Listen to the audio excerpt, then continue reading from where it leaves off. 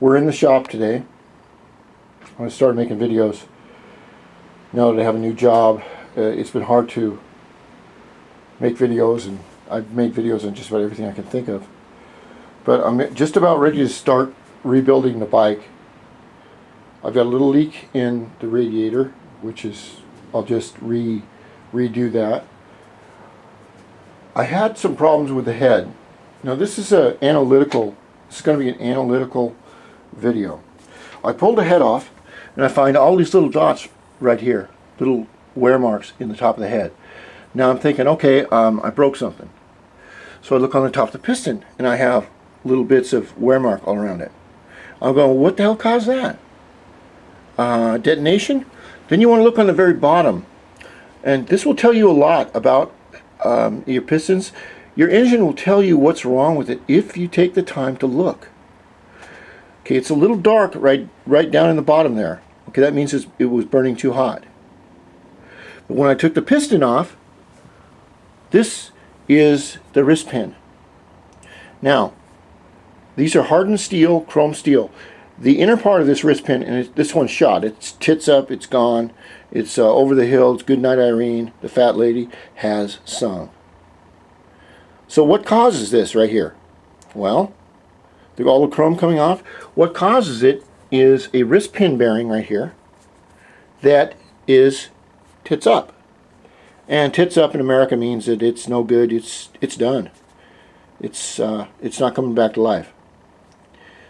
So what we're having here is play in the piston itself, right here where the pin goes in, against the bearing right here, which it will slap up and down, up and down. It's not supposed to do that. What I would suggest that anyone do that's rebuilding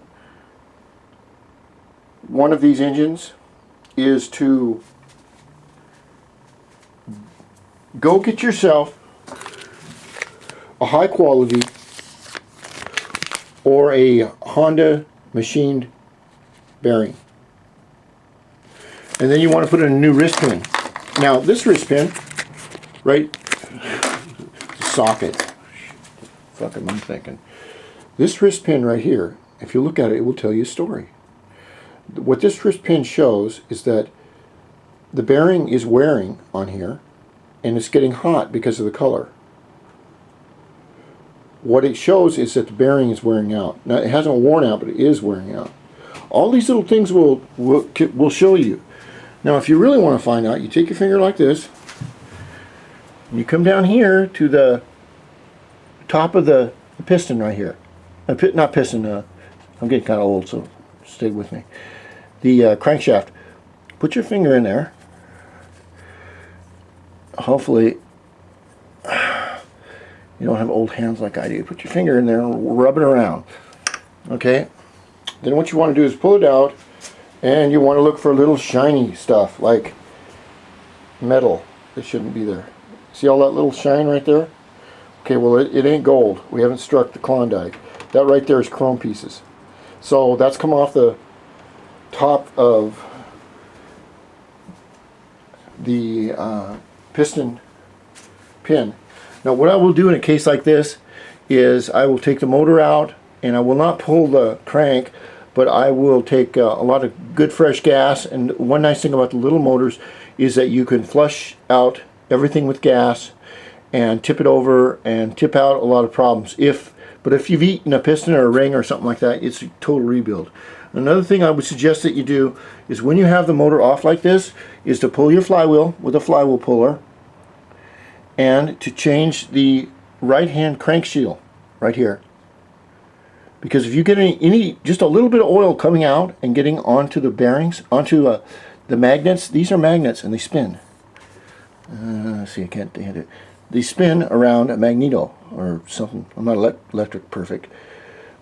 And what happens is if you get oil in here, this misfires at high speed and will cause problems. And you'll think it'll be the carburetor, you'll think it'll be the spark plug, but it's not that. So what you want to do is take your hand and reach down underneath your supposed clean engine, down here,